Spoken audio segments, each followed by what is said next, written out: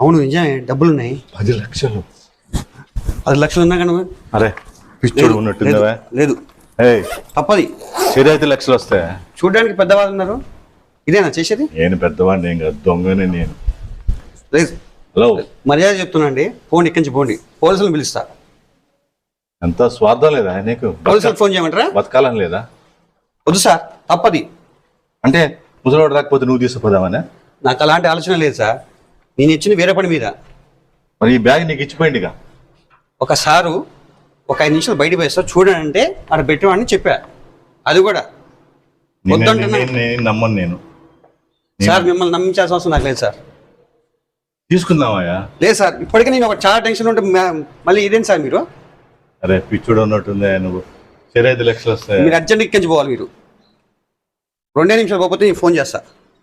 Phone చేయమంటారా? వద్దులే, పిచ్చోడు లాగా ఉన్నట్టుంది. అంటే నువ్వు తీసుకుపోదాం అనుకుంటున్నావులే. మరుక్షణం వెళ్ళిపోవాలి సార్ మీరు ఇక్కడి నుంచి. వద్దులే, పోవా, వెళ్ళిపోవాల్సిందే. పోవా. నేను ఆడు చూస్తూనే ఉంటాను నేను.